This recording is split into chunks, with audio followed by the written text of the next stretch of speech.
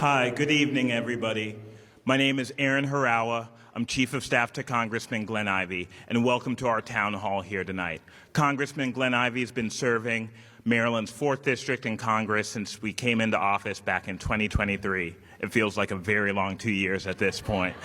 But it is an absolute pleasure to continue to serve Maryland's 4th District every day. And the Congressman will be sharing a couple of updates from Congress. And really, it's an opportunity for the Congressman to get to hear directly from his constituents. So we will have a Q&A portion towards the end of the program. I'll lay down some ground rules for the Q&A discussion a little bit later in the evening's program as we get closer to the Q&A discussion. We'll be starting off here with some video remarks from our great Senator Chris Van Hollen, who could not be here with us tonight but wanted to send his remarks to share about the work that he's been doing on behalf of Maryland's 4th District in the United States Senate. So, we will get started. Like I said, we'll start with the video from Senator Chris Van Hollen, and then we'll jump into remarks from Congressman Glen Ivey from there. Thanks so much. Hi, I'm Chris Van Hollen, and I'm proud to represent you in the United States Senate. And I want to thank my friend Congressman Glen Ivey for organizing this town hall and for his leadership in the House of Representatives. I'm sorry I cannot join you in person, but appreciate the chance to share a few words. And my regional director, Roderick Lewis, is there to relay to me concerns and comments from this gathering. We are all engaged in a great battle to protect our democracy, the Constitution, the rule of law, and our country. It is a moment for all patriots to stand up and be counted. We are fighting a lawless president who cares only about serving himself and his cronies at the expense of everybody else. We're fighting the most corrupt bargain in American history. Elon Musk spent $280 million to get Trump elected, and Trump has handed Musk the keys to the federal government, not to make it more efficient, but to rig it to work for people like Elon Musk and powerful special interests. Together with Congressman Ivey, I am fighting their illegal actions, including their illegal firing of federal workers at every juncture, in the courts, in the Congress, and in our communities. That's why on Friday, I offered an amendment in the Senate to shut down the illegal Musk Doge operation.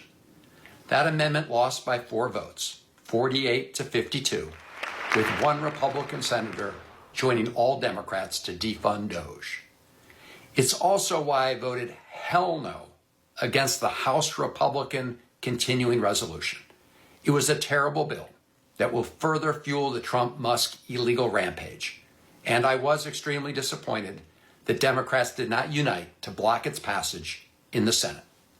No matter what comes next, I want you to know that together with Congressman Ivey and Senator Alsobrooks, I will fight tooth and nail to defend every Marylander from Trump and Musk's law-breaking spree. The Democrats on Team Maryland have been the tip of the spear in the fight against Trump and Musk, and we will redouble our efforts in the weeks to come. To get the latest updates on what I'm doing, please sign up for my newsletter by going to my website at vanhollen.senate.gov. And I'll end in the spirit I began, by thanking all of you for being patriots in this fight. We can prevail, but only if all of us stand up together to bullies.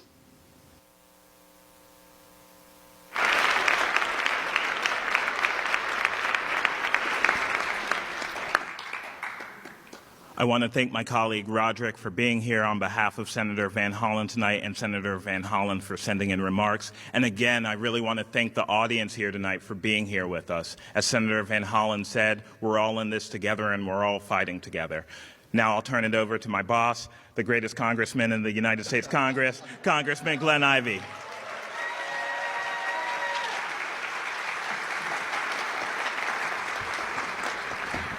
Don't tell Steny he said that. So, good evening, all.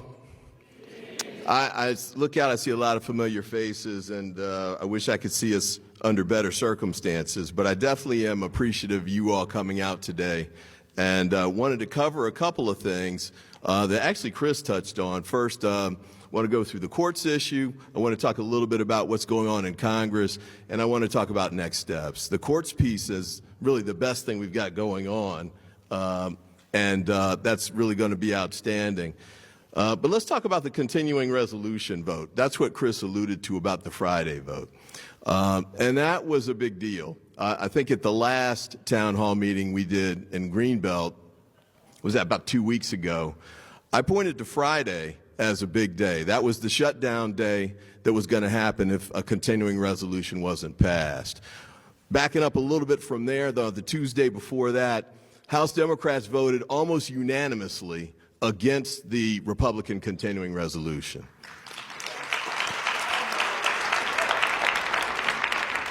And I want to commend Hakeem Jeffries, the Democratic leader, for pulling that together. There were 214 Democrats that were present.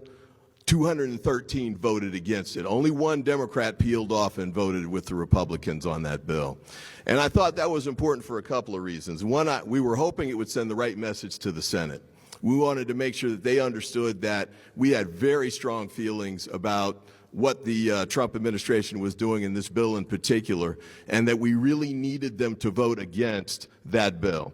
And the reason it's so important, we'll talk about what was in the bill in a second, but this is one of those few opportunities where, because we the Democrats don't control the House, the Senate, or the White House, we can get outvoted on all the majority rule votes, but there's every now and then there's votes in the Senate where they need 60 votes.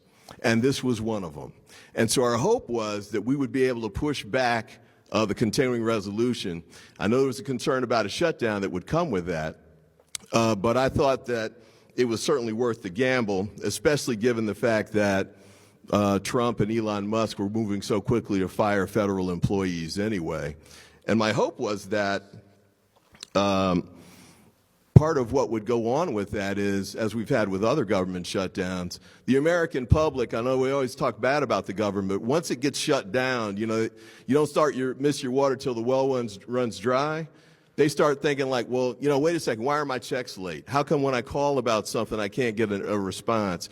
And we got some bigger issues there too with respect to the overall impact of a government shutdown on top of the negative things that Donald Trump's doing. Couple of things. He ran on fixing the economy, quote unquote, even though the economy was the envy of the Western world under the Biden-Harris administration. But look at what he's done since he got there. He put up the tariffs issue. And, every now and then I suppose tariffs can be a good tool, but don't do tariffs on everybody all at once at the same time. And don't put tariffs on your best friends. Canada, he talked about putting tariffs on Canada that were actually bigger than the tariffs he wanted to put on China. And on top of that, the impact on many of our businesses like the auto industry, where, the cars aren't totally assembled in the United States. We get the parts over in Canada and vice versa. And sometimes the parts go back and forth. The way he would impose these tariffs is you would get multiple tariffs on each of those items every time they go back and forth. So he was talking about reducing prices. Auto prices would go through the ceiling. And so he heard from the CEO of Ford and others who said, wait a second, what are you doing? You're going to increase the cost on cars by thousands of dollars. And people are going to start turning away from American cars and to other imports from other places, like, say, Japan. But that was just one. The Medicaid impact, too, and we'll talk more about that in a moment. I'm jumping ahead a little bit. But the Medicaid impact, there was a bill before the the continuing resolution that came up 2 weeks earlier, and that was a budget resolution. And the budget resolution is instructions from the overall leadership in the House to individual committees, in this instance about cuts they want to make to particular programs that are under those committees' jurisdiction. That's important because in this particular instance, the Trump administration wants to cut $881 billion, billion with a B, out of Medicaid. Now, Medicaid is one of the best programs we've got going in the United States. Medicaid, there are 80 million Americans who use Medicaid. Many of them are children. Many of them are seniors. Many of them are disabled. Here just in Maryland, just in my district, The Medicaid cuts would impact 236,750 people.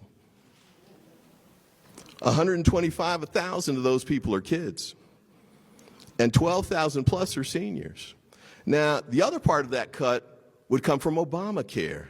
Now, you know they've been after Obamacare since, that's why they started calling it Affordable Care Act, because they don't want Obama to get any credit for it. But it's actually helped to cover millions of people who didn't have coverage beforehand. And so the impact that those cuts that they're trying to impose would make would be to increase the premiums for Obamacare for over 28,000 people in this district, just in my congressional district, by almost $2,000 a year. So we want to make sure we can block those things. And the Medicaid cuts are going to have a terrible impact across the country. And you're already seeing people respond negatively to that. So, for example, you've seen some of these town hall meetings in Republican districts where people are mad at the Republicans for what they're doing. Matter of fact, they got so mad that the Republican leadership told them, don't have town hall meetings anymore. Think about that. Don't have we don't want you to confront your citizens. We don't want you to have to talk to your constituents because you might have to answer questions about what's going on and the cuts that they're making. And the Medicaid cuts don't just affect us here in Maryland's 4th Congressional District. They have a major impact in rural districts, like hospitals, for example, where much of the medical treatment is covered by Medicaid. So, and then senior retirement homes and the like, same thing. So in many of the rural districts, they're looking at an economic disaster if this goes forward. So my view was that I know shutting down the government is not good. We don't want that. I've tried to oppose it every time I could. But in this particular instance, it was something that we needed to do, and that would double back onto Trump and undermine his ability to keep moving forward. The other point, too, though, is, as Chris mentioned a minute ago, Trump's just out of control, and the Elon Musk thing is totally out of control.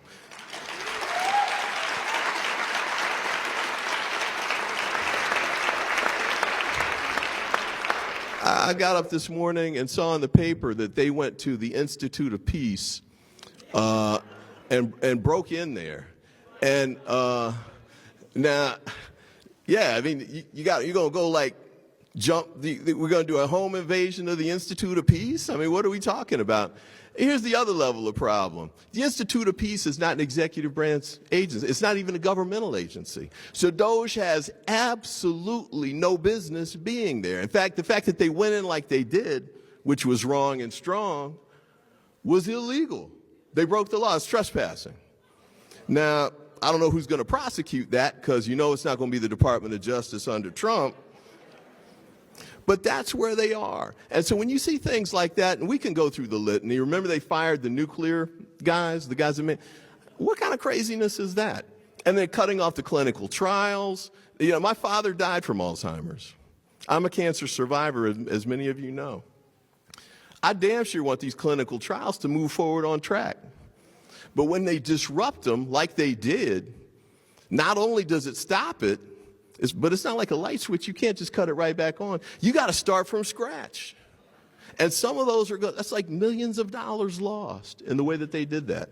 So for me, looking at all of the things that Trump has done, and we'll go through more as we go forward tonight, I just thought it was critical for us to draw the line now, to make the statement to say, no, we're going to block this. You're not going to be able to move forward with this continuing resolution as it is. You're going to have to come back. You're going to have to negotiate with the Democrats, and we're going to have to figure out a way to do this without undermining and hurting the American people. So I thought we should draw the line.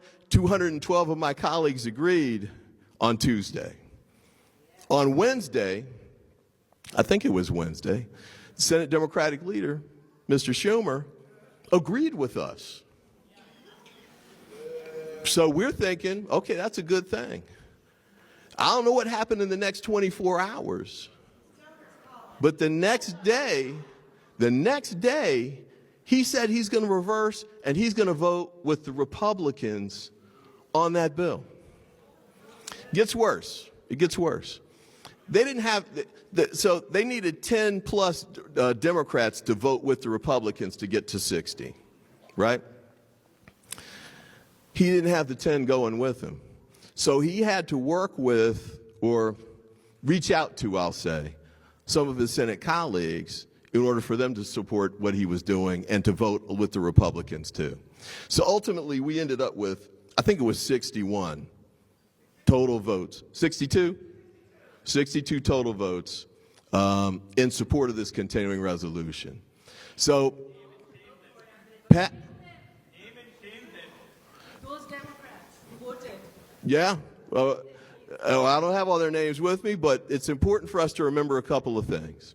One is, one of the real downsides of that happening was it created the ability for Trump to say he had bipartisan support for this bill. And that's not just bad for PR and political reasons, that's bad for legal reasons too. Because one of the things we'll see, and we'll get to the litigation in a minute, but there's key pieces of litigation that are before the courts. One is the impoundment issue. How many of y'all know what the impoundment issue is? Okay, just real quick. The Trump administration is saying, you know what, the Congress has the power of the purse. They say where the money goes, and we as the executive branch, we just facilitate that. But we're not going to do it like that anymore. We're going to seize the money, we're going to impound the money and decide where we want it to go. Now, that violates the Constitution, that violates the Impoundment Act. There's another bill that passed, a statute that passed during the Watergate era that banned that as well. But they're trying to do that anyway. Here's the problem of how this CR hurts us on that front. The way this CR was written, normally a CR is like a page or two long, and so it would say the date that was there, March 14th, strike that date, move it down another 30 days. So we're going to give them another 30 days, April 14th or whatever, to continue to work to get the CR done. Those CRs are about 2 or 3 pages long. This CR was 100 pages long. All right? So there are all kinds of things in this Trojan horse. But one of the things that was not there was the typical types of instructions that Congress gives to the executive branch as to where the money's supposed to go and how it's supposed to be spent. So without those directives, it's actually easier for the Trump administration to impound the money that was sent. And if they impound the money, you know what that means, right? Blue states like Maryland could see the money go from us to red states somewhere else. Programs that we think are important to us, he could switch over and send them to, potentially, programs that he'd rather have funded. That's a big problem for us. And so that was one of the other reasons that I opposed it. So I thought it was critical to make sure that we blocked that bill. I was deeply disappointed that Senator Schumer voted with the Republicans. You know you're on bad ground when you get a personal tweet from Donald Trump thanking you for your vote, right? We don't want to be there. We don't want to be there. And it's important for us to make sure that at this critical time, we've got leaders that are going to take us in the right direction. We had Hakeem Jeffries lead the fight against the CR to the tune of 213-1. Schumer was on the other side. Hakeem met the moment, Schumer did not. And so I respect Chuck Schumer. I think he's had a great, long-standing career. He's done a lot of great things. But I'm afraid that it may be time for the Senate Democrats to pick new leadership as we move forward.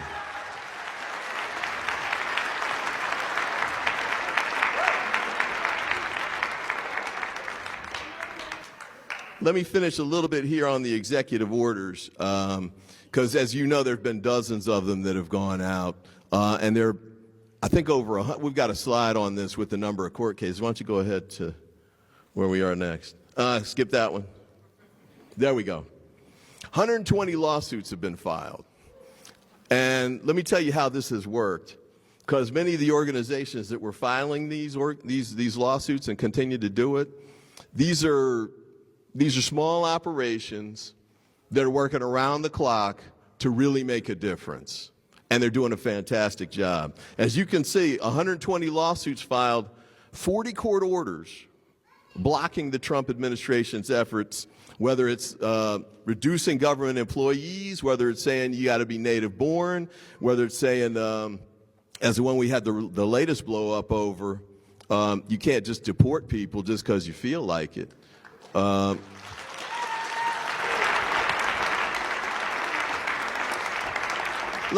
Let's pause on that one for a second. And I know I want to give you all a chance to have your Q&A, so I won't go too much longer. But I really want to talk about what happened when Judge Boasberg, who's here in D.C., federal district court judge here in D.C., said, you can't just deport these guys. We're going to have a hearing. You're going to have to prove that you've got the authority to send them out. Well, as it turned out, what the Trump administration had done was they hustled these guys onto three planes, and had the planes take off. They had two of them take off while the hearing was going, and there was a third plane that took off just as it was ending. But at the hearing, the judge said, and normally these judges in federal court, they're all deliberate. They take time. They say, I'll take it under advisement. They come back with a written order days, weeks, sometimes months later. But in this one, he said, no, if you're trying to send somebody over there right now, you need to stop it. And if you're flying them over, you need to turn those planes around and bring them back. And guess what they did? They kept going. They kept going. And so when they got caught, and this is red-handed, right? They got cold busted. And as Trump does, they came back in and said, well, we had the right. You're just a federal judge. We got elected. We had the right to do this because that's the mandate that we got. And so they kept fighting with the judge. The judge set another hearing on Friday for them to come and explain what they'd done because it's illegal. It's clearly illegal. They actually argued that it wasn't a final order until the judge wrote it down. Now, any of y'all seen Law and Order, you know that when the judge makes a ruling in the court, that's a final order. Right? They don't have to stop the trial and say, let me write it down. It's an order when he speaks it. And they know that. But these guys, like I said, wrong and strong. So what did they do? Trump sends a tweet, different from the Schumer tweet. He says, Boasberg, we need to impeach judges like this. Think about that. And he added this on, like the unfair judges that he had to appear in front of. I won't go into the two tiers of justice nonsense that he keeps talking about. Mr. Impeached twice, convicted, 34 counts. Still got to be president. You know, for most people, if you're a convicted felon, you can't live in public housing. I'm just saying. Just because the White House is a big house doesn't mean it's still public housing. And he's still living in there, whether he's, okay, anyway. So then after Trump sends this tweet out, 5 congressmen, some of my colleagues, Republicans, filed articles of impeachment to remove Judge Boasberg.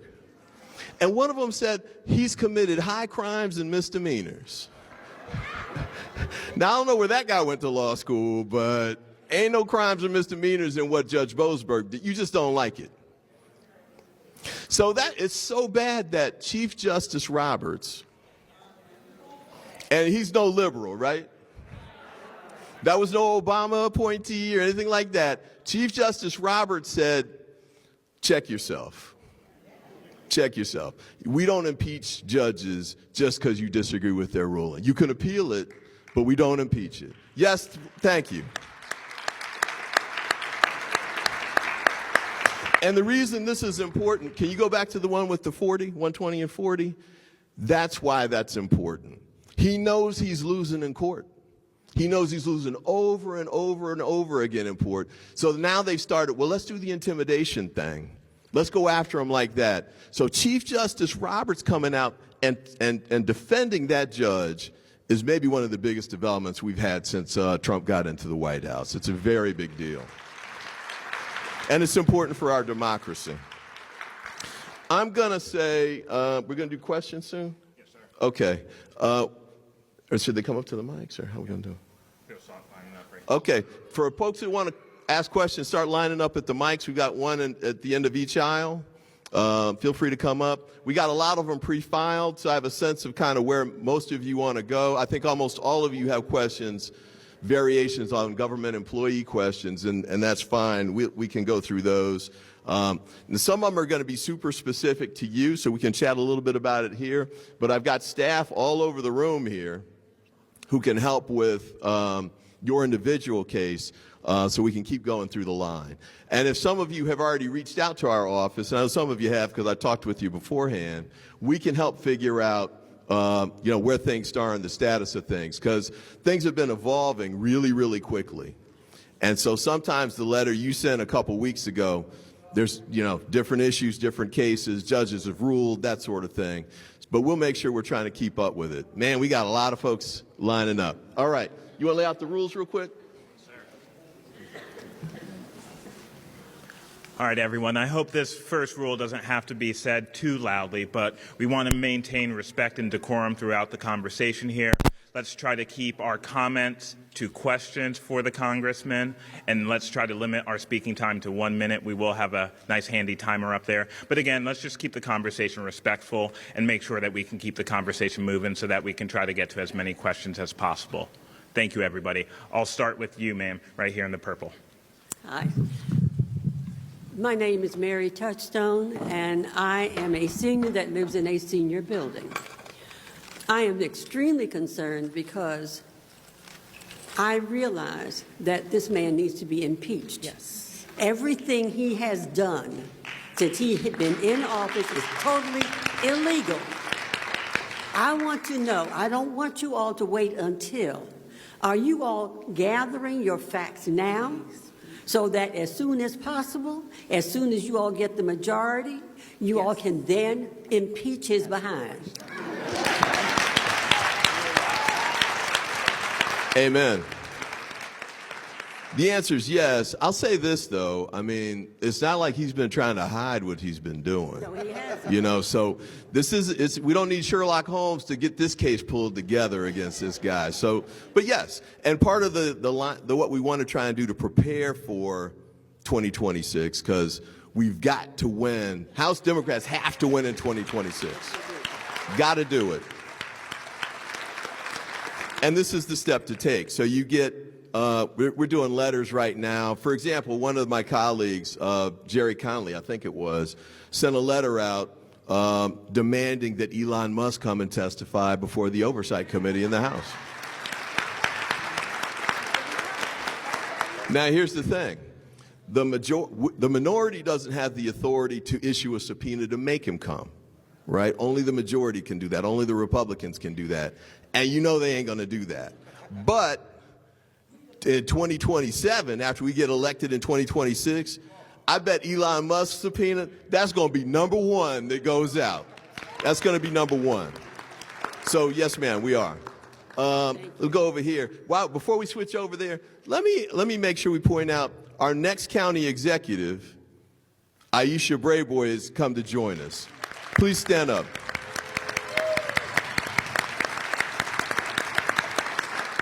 We've had a chance to work together in the past, and we know that part of what's going on here is we're trying to do things at the federal level, but people are going to be hurting at the local level, here at the community level in the county. We're going to be working together with the faith community and others to try and make sure we can do everything we can to help people who get injured in this process and help to facilitate their survival and navigating through it. So thank you so much, County Executive. Soon to be County Executive, Aisha Brayboy. All right, over on this side. Good evening, everyone. My name is Alexandra, and I'm one of your constituents here in District 4. And I am also a member of the American Federation of Government Employees 252 at the United States Department of Education. Last week, as you know, half of the agency was illegally ripped. Is there anything that Congress is going to do to ensure that those federal employees are put back into their positions? In addition to that, I am very concerned because of the illegal rifts that we will not be able to enforce the statutes that we are required to enforce and to ensure that monies that were appropriated are spent in the correct way to serve our nation's students. Is there anything that Congress is doing? Are you all working with AFGE and the other federal unions to ensure that our nation's children are taken care of? Great question. And the answer is yes. AFGE, Everett Kelly, have been some of the strongest allies in working through this. The sad answer, though, of whether we can do something at the moment is we don't have the majority. So we can't vote to do anything as far as moving forward with that. When we get to 2026, if we win and we can take the majority back, then we can move forward on that. But in the short run, we can't. We'll survive until 2026 at this rate. That's what I'm I agree. I agree. So the other piece of this, and as you're part of AFGE, so you know this, the court cases, that's why they're so critical. Because the court cases are the bridge to getting us from here to there. And the court cases that have been filed, AFGE's been on, I don't know, the 100 and maybe it's 80 or something of the 120. And you all are putting the money up, too. Lawyers don't do it for free, okay? So thank you to AFGE for doing the work, and we're needing the cases to keep going forward. And I can see we're going to have probably more people asking questions than we've got time. I will stick around afterwards, so we'll make sure everybody gets answered, okay? Yes, sir. Hello, Congressman. My name is Rashad Thomas, and I'm a resident of Hyattsville. Thank you, first of all, for having this town hall and listening to your constituents, unlike your cowardly Republican colleagues. So Kash Patel is crazy. We all can just, stipulate to that. Yeah. Personally, would not want him in PG County at any time. But in the last administration, as you know, a decision was made to move the FBI headquarters to gorgeous Prince George's. Right. And last week, the president said that's going to be nixed because we're a liberal state or whatever. Yeah, he sure did. And he's wrong. Right. So what are you going to do to ensure that this very important federal asset comes to Prince George's County? Thank you. Thank you. Couple quick things. We won fair and square, and that was like a 14-year process, a legal process. And so some of you may know that in his first administration, he delayed the FBI move, and the reason he did that was because it's always about personal enrichment for him. He didn't want that building to be torn down and a new hotel be built in that space because he owned a hotel across the street. He didn't want the competition, so he blocked it for 4 years. So it slowed us down for 4 years. I'll agree with that. But we still got back on track, and we got moving, and it's still coming to Greenbelt because we went on the merits. Closest to the metro, costs less than the other sites, can start immediately because you don't have to clear the site, on and on and on. The other problem is that D.C. doesn't have a space that's big enough for the FBI headquarters for the terrorism perimeter, to protect it from terrorist attacks in the city. So that's why they ruled out D.C. like, 10, 12 years ago. So we should be on track. He might delay it, but we should still be on track. Yes, sir.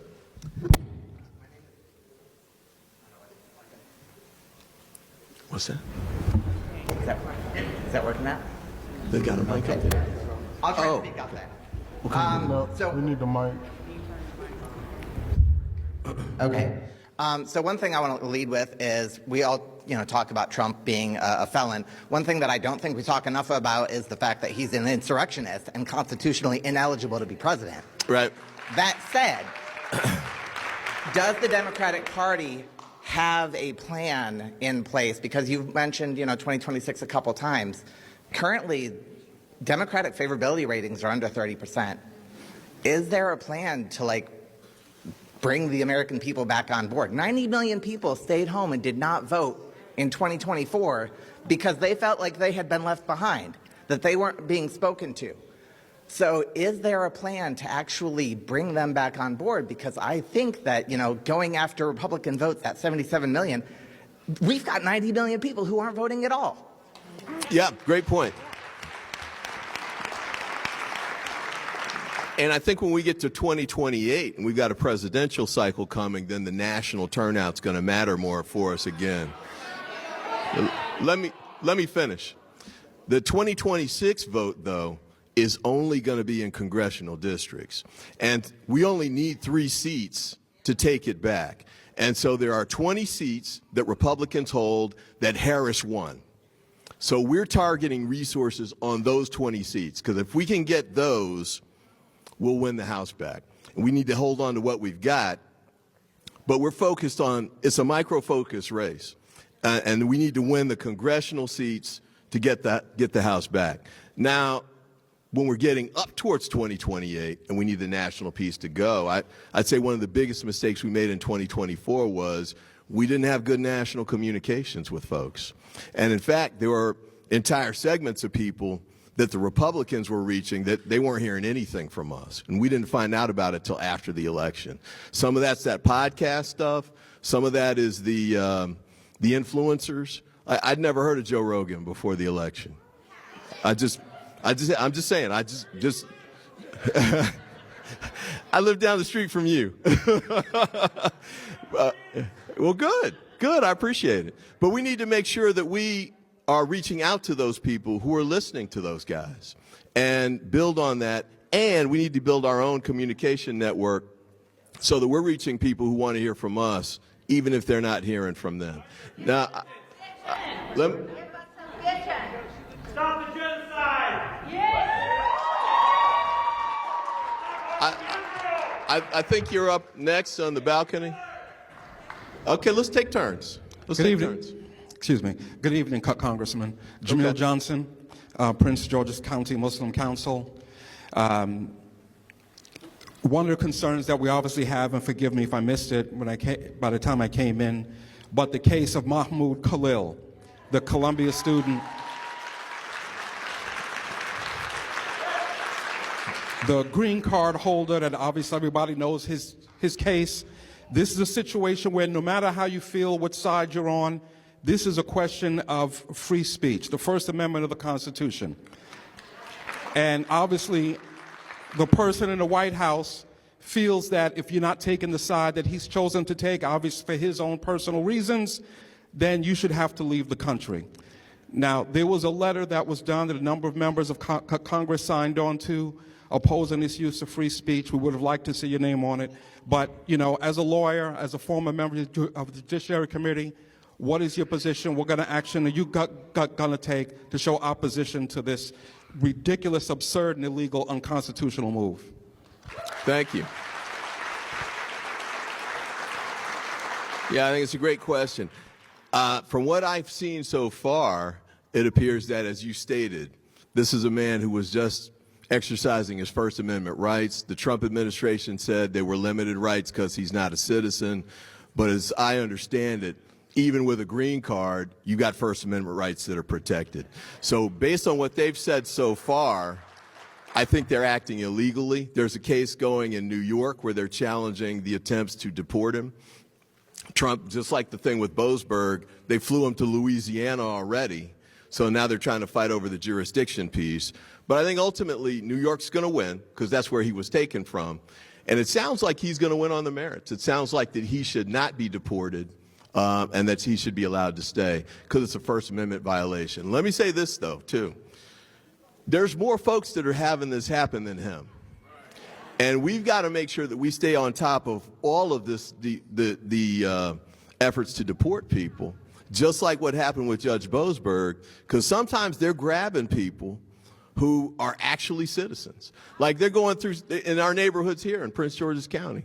You know, they're talking, it's basically racial profiling. If you look Latino, you're at risk. And so we've got to make sure we fight hard to oppose that on all fronts. Well, in the courts, number one, if we get the Congress back, we need to pass laws to support it. But remember, it's already illegal. Right? So we got to make sure we win in court. We've got to make sure we win in court. We can't hear. All right. Here you go, ma'am. Right here. Good evening. I'm Joyce Herb Appelman. I am a retired teacher for Prince George's County Public Schools.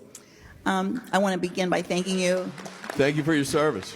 I want to begin by thanking you, Congressman Ivey, for beginning this evening by sharing just what's being done to combat what Trump is doing to dismantle and harm our country, our democracy. Yes, ma'am. I respect the work many in the Democratic Party are doing to protect our democracy. At the same time, I don't believe we're doing what needs to be done. There needs to be a definitive plan, a message that's being expressed at every level of government. Amen. What's being done now to prepare for our 2026 election? And lastly, what do we do in the meantime to survive this dismantling of the government and our democracy? Thank you. Thank you. Great question. As we mentioned with respect to 2026, the messaging I think we need to focus on is in the particular districts that are viable for us. We got a chance to win, because if we win even half of those 20, we take the House back, and I think that's a big step for us. Like I said, 2028 is a national presidential election, so you need a national communication strategy that works differently. But in each of those 20 districts, like Omaha, for example, is one of those districts, we just barely lost it last time around. And we've come close in the last two. I think we can get it, because now you've got Medicaid cuts, for example, that are going to impact parts of Nebraska in a way that those folks hadn't had happen 3 months ago. So we've got a chance to win those. But there are going to be particular message issues that are going to be viable and resonate in Omaha that wouldn't necessarily work here or in other, New York or LA or something. So I'm going to defer to them on those particular messaging parts. But whatever they need, the way they need to get it across, we just need to get that done. The second part of your question was, what do we do in the meantime? Yeah, I think the critical piece is the courts. We've got to keep winning these cases in the courts. We've got to keep litigating these cases. I think, again, the continuing resolution that was passed undermines some of these cases, just to be honest about it. So we can't have any more of those. We get another chance at this continuing resolution in 6 months in September. We got to make sure the vote goes the right way this time. The Senate's got to do it right this time. So that's there. Yes, ma'am. Congressman Ivey, thank you very much for hosting this town hall. My name is Barbara, and I am a resident of Prince George's County, one of your constituents. You just teed up my question perfectly, because as a communications professional, I understand that you need to have a good message, you need to be prepared for the next election, but this continuing resolution is coming up in September. And the budget for the 2026 year will begin in October. So what I'm asking of you now, don't talk to me about the courts, don't talk to me about the next election. Talk to me about how you are working with your Democratic colleagues, with our regional colleagues in the Congress and in the Senate, to oppose and make it difficult between now and September to do the kinds of things that we're all complaining about. I love to talk bad about Donald Trump and Chuck Schumer with my friends. I came here to understand what my congressman is specifically doing. Okay.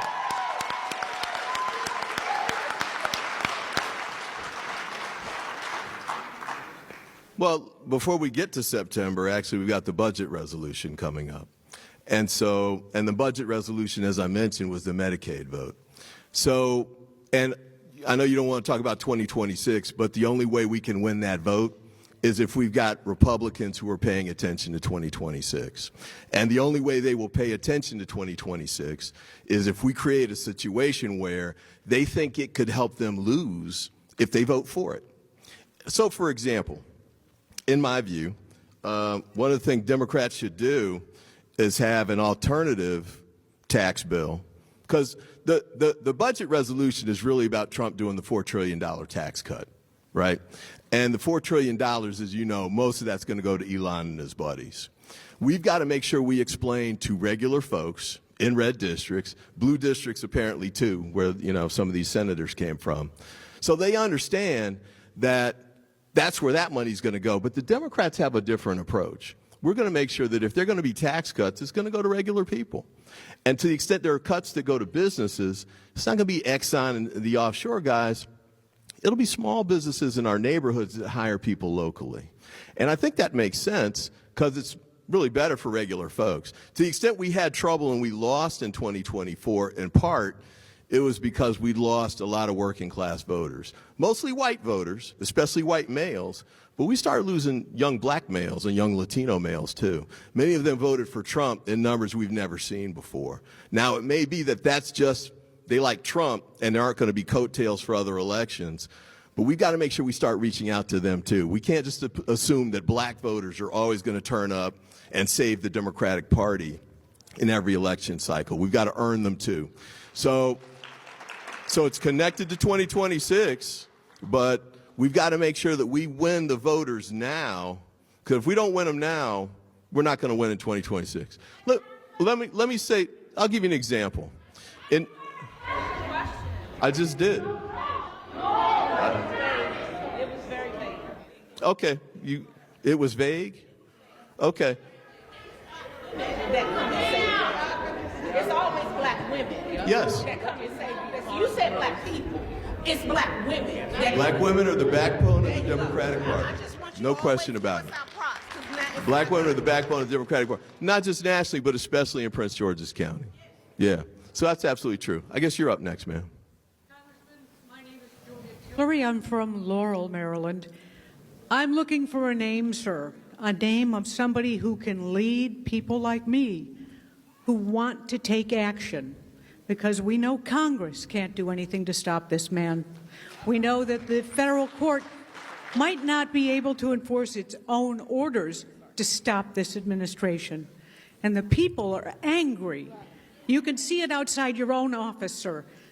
There are protests on Capitol Hill almost every day. Yes. And across the country, from Annapolis to Anchorage, there are protests. And they're not organized. There's no leader for this. Thousands of people show up because they read something online, someplace like Reddit. Right. And there's nobody leading us. Who, sir, can lead the resistance? Who, sir, can maybe organize a march on Washington and peacefully,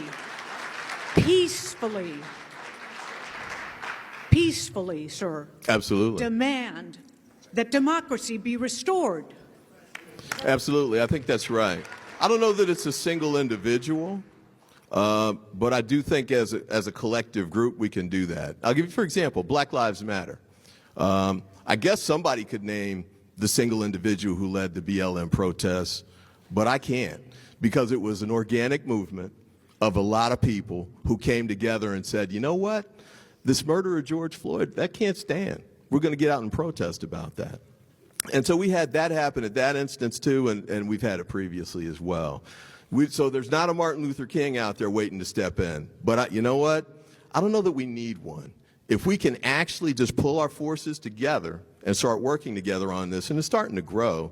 You saw the boycotts that happened with respect to some of the companies.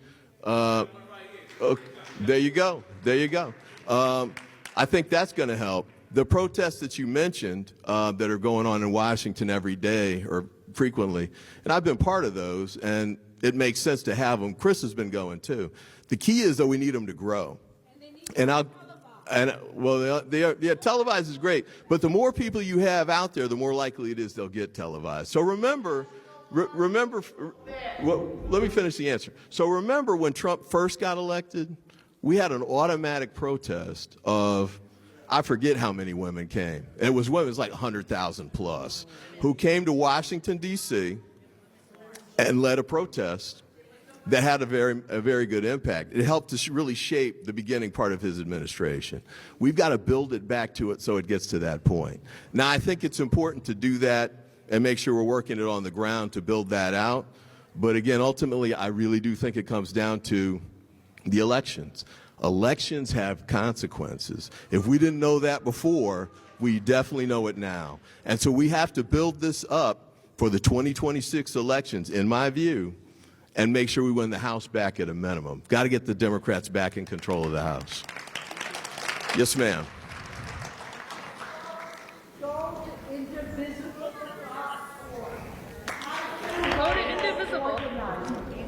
put together a protest on the Capitol lawn last week, organized us by our congressperson from throughout the area, and we went and sat down with Representative Ivey for 25 minutes. Fetterman was there too.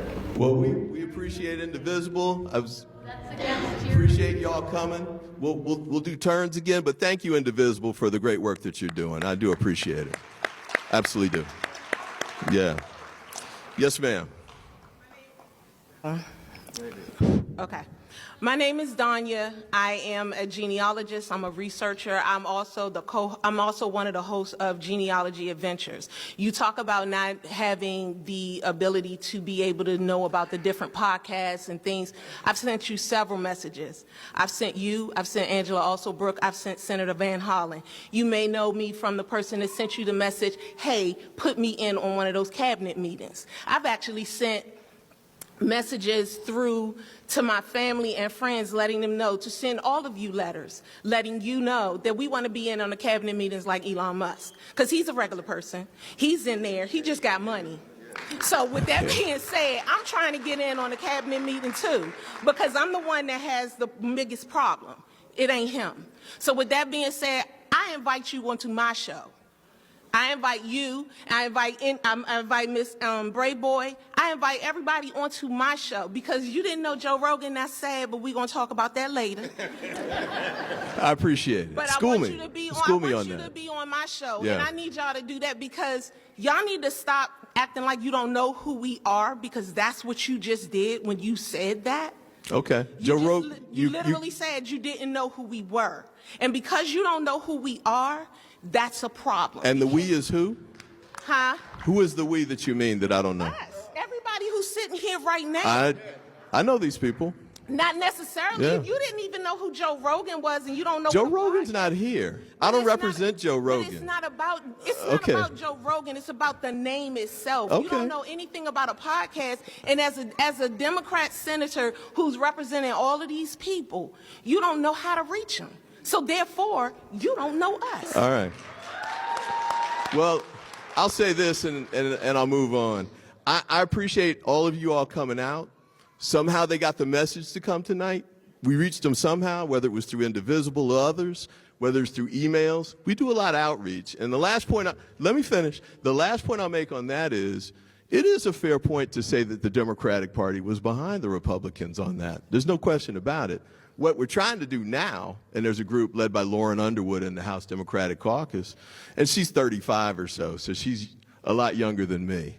And so she's able to try and do more of the outreach. And she knows these folks. So, for example, let me finish. You had your chance. So one of the things we did, for example, on the so-called State of the Union that Donald Trump did, that I boycotted that. And instead of going to that, thank you,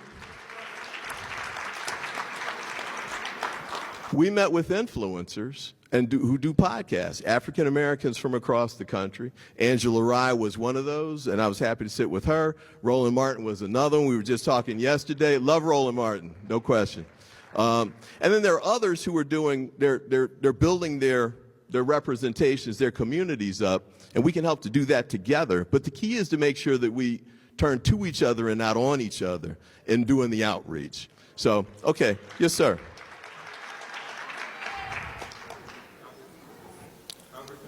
Yeah, tap it. There you go. All right, thank you.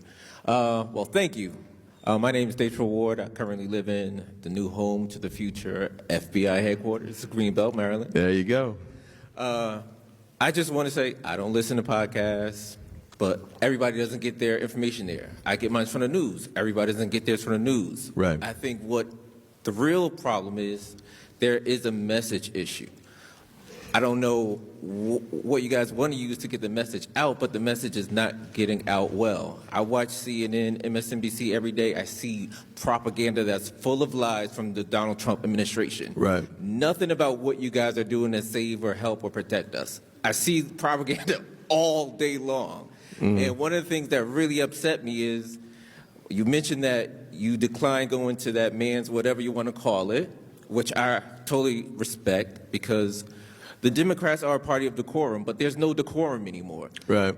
He had an address where all he did was lie, use derogatory terms towards a senator's ethnicity or her background. Like, there is no decorum. So why is the Democrat Party holding on to decorum that no longer exists in this country? Right. So I think if we're going to look towards 2026, 2027, 2028, we got to tap into everybody who's listening. We got to reinvigorate, fire up the base. And we can't be worried about doing what's right, because they're not doing what's right. What's right is already out the window. And put it out there. I don't know if it's going to be on a podcast, on the news, on whatever. Just put a message out there. Right. In every way you could do it. And not just you. Like, that's why I thank you for being here. But I think what's really going on is a poor message issue. People don't know what No, I you think guys that's are doing. fair. I think that's fair. And it's part of it's the communication. We're not doing as much outreach. And part of it is we're not doing it well. So I'll give you an example. When Biden, his first 2 years in the White House, when you had Pelosi running the Congress, were some of the most legislative productive years in the history of the country, certainly since LBJ. Great legislation was passed. Here's the problem. We didn't do a good job of explaining to people what got done. So we would talk in the alphabet, like ARPA got passed or IRA got passed. And so we didn't tell them that behind that, well, that was your prescription drugs got capped at $35, or that's the reason that new bridge got built over by you in Louisville, Kentucky, or that's why you get the new internet access, because we put the lines down. So we've got to do a better job of explaining the specifics of what's going on. That's number one. Number two, to your other point, we're having trouble breaking into Trump's he's sucking all the oxygen out of the room. So every day you open up the paper or cut on the news, and there's something Trump has done. And part of it is the fact that it's so outrageous, it just dominates the news. So I haven't even gone home and cut the news on it yet, but him calling for the impeachment of a federal judge will be one of the lead stories of the day. We have to make sure that we have the ability to try and get in the middle of that too. It's harder though, because even Hakeem Jeffries doesn't have a platform as big as the president's. So we've got to find other ways to do it. That's one of the reasons we're trying the targeted efforts in the 20 districts where we can win those. The other is we have to do some paid advertising to do it. Because and that's what you're mentioning is actual news. The stuff I see is not news. That's right. It's just straight lies about him saying what he's doing. He's rounding up all these people, taking like photoshops and videos, glamour shots of them dragging these people with their heads down, chopping off their hair. That's totally inhumane. It's just selling cars. It's like BS. It's not news. It's just propaganda. We've got to make sure that we're putting out our version of what's going on and explain it, and also point out, as you just did, what's false about what he's doing. You like going out and grabbing everybody that looks Latino is not making our communities safer. It's just violating the Constitution with illegal conduct. Thank you. So I think you're right. Okay, let's go over this. Sir, we're going up top. Let's go up there, please. There have been a couple of folks waiting. Okay. Yes. Oh, okay. Hi, sorry. there are a lot of people up here also, Congressman. Yeah. Congressman, my name is John. I live in North Prince George's County, the best county in America, but also a county that is hurting because the backbone of our community, as you know, is people who are career federal officials. And I will tell you something, career federal officials overwhelmingly feel abandoned by their Democratic representatives and senators. Congressman, I cannot sufficiently emphasize this to you. The message that was sent by Democrats in Congress with the CR catastrophe was clear. It's not that you're in the minority. It's that you aren't even working together on a shared strategy. And that is failure. So to be clear, Congressman, the message you should clearly take to your colleagues from your constituents is this. We are not interested in hearing that you are in the minority. We know that. We want you to show some of the backbone and strategic brilliance that Mitch McConnell would have in the minority. Right. We want you to show fight. And you are not fighting. We are on the front lines, and you are talking about 2026. Democrats should win in 2026, but those Democrats may need to be the people who beat incumbents in primaries for being too passive now. If you want airtime, be disruptive. And you voted correctly on the CR. Please take the message to your colleagues. We must primary those who are against us, and we feel that Democrats in Congress are against us. This must change, Congressman. This must change. Yeah, I agree. And I think your point about the vote on the CR is right. I mean, as we said at the beginning of this, that was a devastating vote. It was a huge, not just a missed opportunity, but like really devastating to folks, especially after he said initially he was going to vote for it and then flip. He just asked me about this. He just asked me about that. I'm going to answer his question. I'm going to answer his question. I'm going to answer his question. You'll get a turn. You will get a turn, but it's not your turn. It's his turn. I'm going to answer his question, okay? I'm going to answer his question. I'm going to answer his question. I'm going to answer his question. You're not going to get me upset. I'm going to answer his question. I'm going to answer. You can stand here and yell as long as you want, but I'm going to answer his question because everybody in here wanted to hear the answer. And they have the right. They have the right. They have the right to ask. They have the right to ask questions. They have the right to ask questions. They have the right to ask questions. They have the right to ask questions too.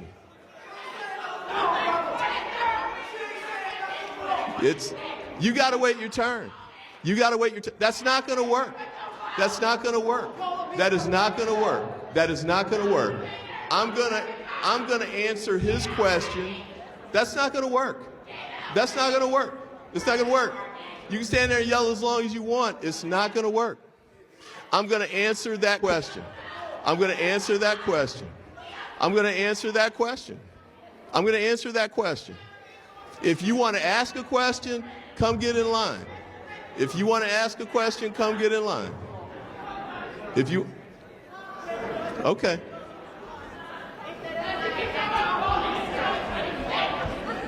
I'm going to answer his question.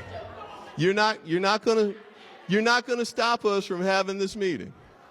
You are not going to stop us. I might have to ask you to remind me what the question was, but because it's been a minute now. But I do want to go back to what you were saying. I think it's critical to make sure that the Senate gets the message, especially the senators that voted with the Republicans. We've got to make sure that that goes differently in 6 months. We've got to make sure we win that vote 6 months from now. We really do. All right. Who was next? I think you were next, sir. My name is Marcus Waters. I'm a constituent in your... Can y'all hold it down so I can hear the question, please? So there has been reporting, and even the president has bragged about potentially tampering or potentially rigging this last election. I know you have introduced or supported bills that would strengthen the integrity of our elections previously. Would you support the Democratic Party making it mandatory for each candidate to request an audit, as well as an hand recount of the paper ballots for future election cycles? And would you support at least vocally? Would you at least vocally support groups that are calling for or doing the process of forensic audits and hand recounts? Well, I'd be open to recounts if the election's close. I would be open for that. So I'll give you an example. So in 2020, when Trump was saying the election was stolen, he went to 60 different jurisdictions, and he lost all 60 cases to federal judges, Republican and Democrat. And even if he'd won any of those, it wasn't close enough to change the outcome. So if Trump had asked for a recount of the national, I would have said no. But if it's a close election where it could be an impact, I would agree with that. And I think most states permit that. So not just, kind of follow up or? Okay, real quick. Not just in any close election, just in elections period, because the data that has been kind of analyzed by, just to throw out a group, Election Truth Alliance, they have shown that there is potential that elections have been rigged this election, even in the 2020 cycle, through the same method. So, I mean, just as a precaution, if you can't get a bill through, you can just demand a recount of a hand, and that'll clear up any confusion. And that's been the kind of like our main messages to get 2026 to vote then and win back the House. And if these election tampering softwares are out there, how is that really possible? Well, I mean, if there's actual evidence of election tampering in a particular election and it's a close election and it could affect the outcome, I'd be open to that. But not just every election. It's millions of dollars to do that. And so, and I also think it sort of feeds into conspiracy theories that elections are stolen if you're doing it over and over again. Because even if you do a recount, they're going to say it was the same thing. So, maybe, but under certain circumstances. Yes, sir. Hi. Good evening. Can you hear me okay? Oh, thank you, sir. Good evening, and thank you, Congressman. I'd like to ask you a general question about the corrupting influence of money in politics. Most, if not all of us, understand that Elon Musk's wealth allowed him to purchase an unjust amount of influence over our government. He donated $250 million to Trump's campaign and now has the power to dismantle our government as an unelected official. The topic of campaign finance reform is very important, and I personally like the idea of publicly funded elections. Political campaigns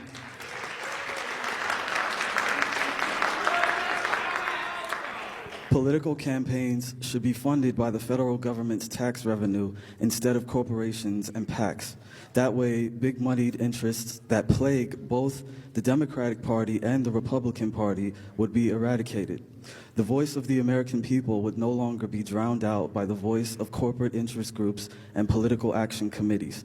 Do you think that the Democratic Party is complicit in the current campaign finance crisis by accepting donations from corporations and political action committees such as Amazon, Walmart, Meta, J.P. Morgan Chase, Goldman Sachs, Coinbase, Lockheed Martin, and the American Israel Public Affairs Committee,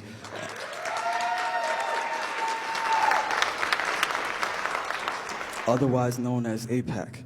These groups are listed as contributors to your campaign on the Federal Election Commission's website. So do you think that the Democratic Party is complicit in the current campaign finance crisis by accepting donations from these groups?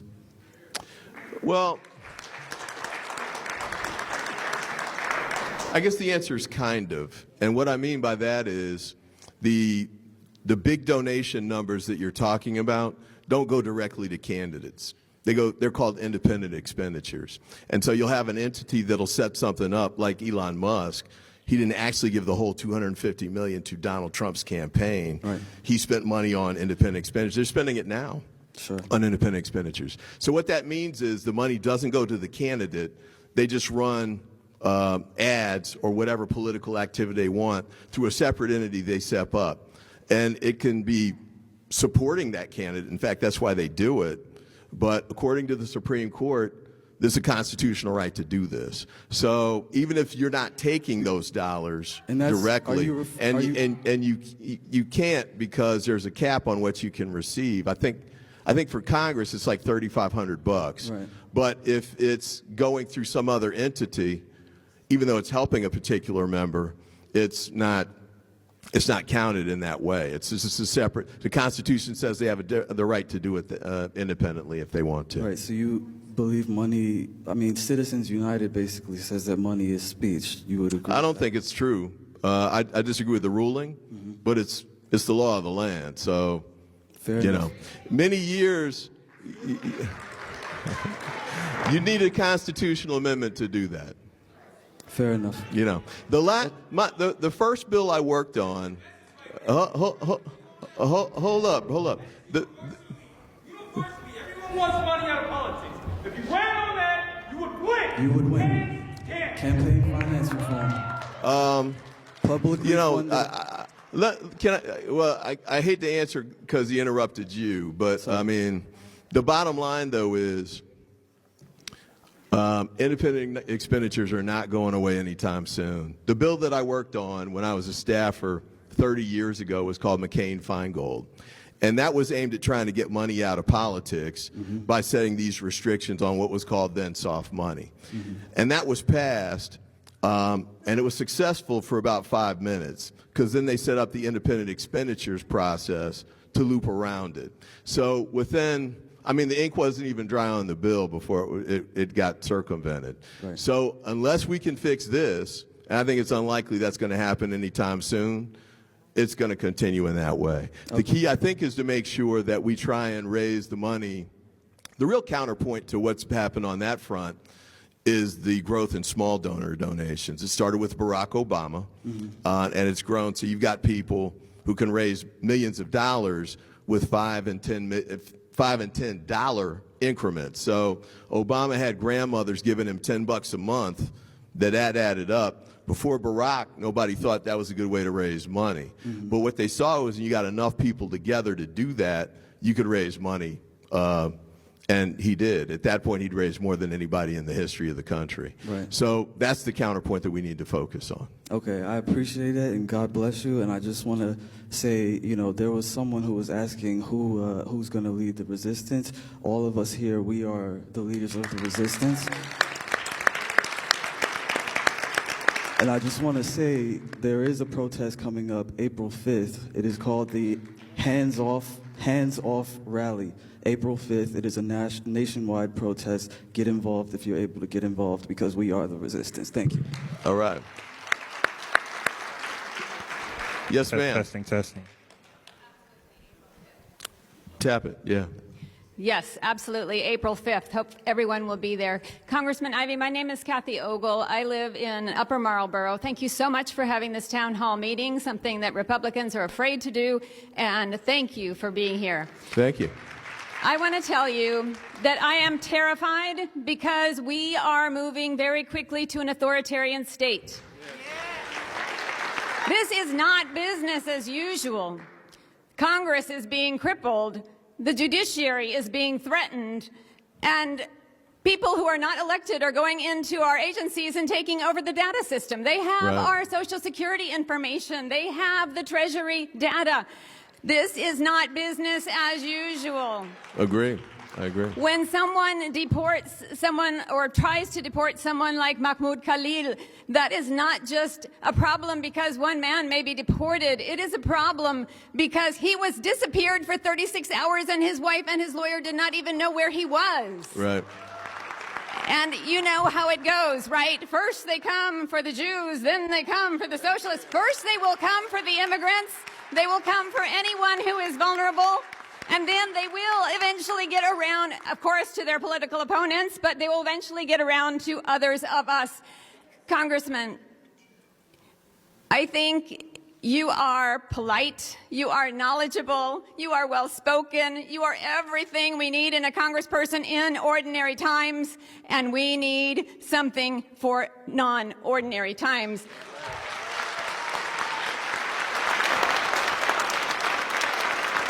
Senator Van Hollen didn't just vote no, he voted hell no, right? That's what we need to see. We need to see hell no. And thank you for being polite with us. But when it comes to fighting these fights, we need you to be a little bit less polite, a little bit more hell no instead of a little bit no. Fair enough. And there may be a time when you and other congresspeople need to do civil disobedience. You need to be arrested. Sure.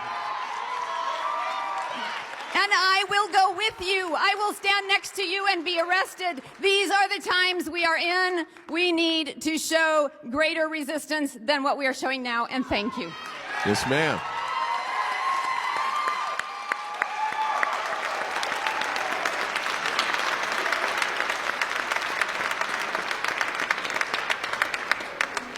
No, did we introduce Juanita? Okay. Yes, sir. We got one up top as well.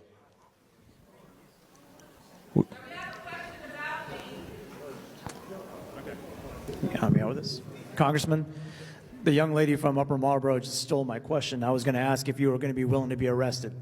But I'm going to ask you a different question. I'd be willing to be arrested again. Yes. Yeah. I've done it before. So I want to talk about town halls like this one. And I want to applaud this crowd for keeping its bearing when there was an uncivil interruption to these proceedings.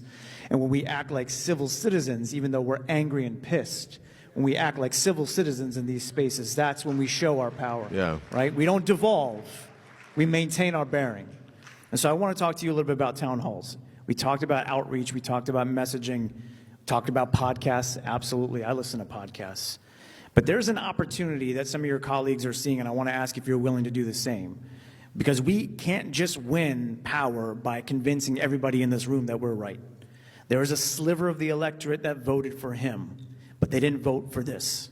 And we can shame them, or we can give them a hand and win them over and say, come back. Right. And some of your colleagues, Bernie Sanders, AOC, others, are doing a tour around the country right now. They're going to Republican districts where cowardly Republicans have not held town halls like this one. And they are explaining to these voters that chaos is meant to distract us, cruelty is meant to demoralize us from the corruption. And they are explaining how the Democrats can be the party of the working people again and truly oppose the elites that are robbing our government before our eyes. My question to you is, will you go to Andy Harris's district and have a town hall because he's too chicken to face his voters? You seem like a smart, capable, confident man, Congressman. I want you to go to District 1, and I want you to have a town hall to those voters and explain how we can be the party for them. Yeah, I'd be open to that. Yeah. Great. Yeah. I'm sorry. Up in the balcony. Congressperson, hello. My name is Haroon, and I live in College Park. I have called your office from October 8, 2023 till February 2024, almost every single day for you to advocate for a ceasefire, a permanent ceasefire, and an arms embargo in Gaza.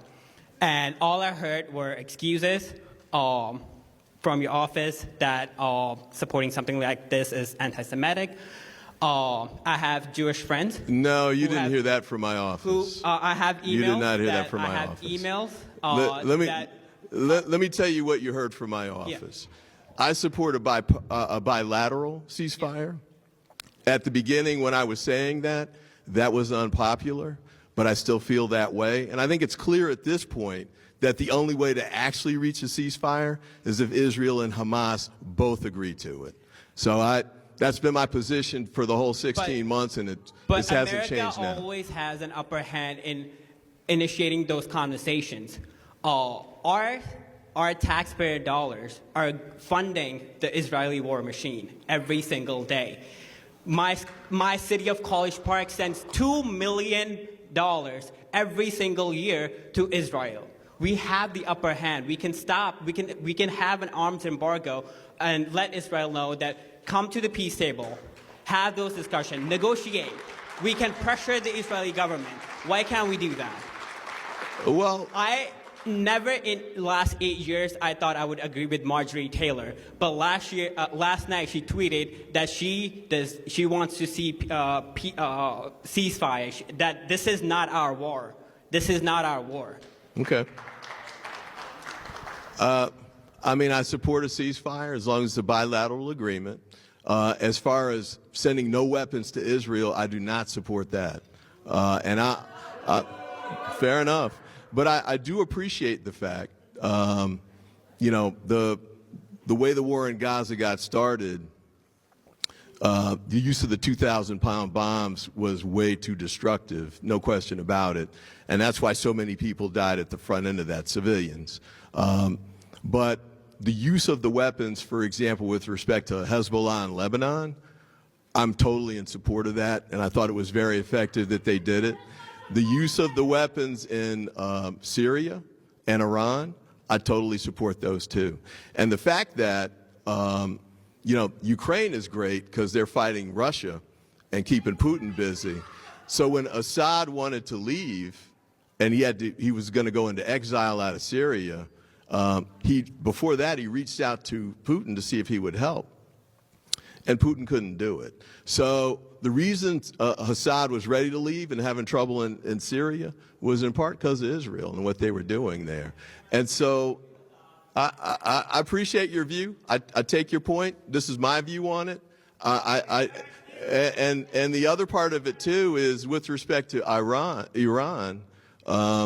I definitely want Israel's support in addressing that. I certainly don't want Iran to get nuclear weapons. I really don't.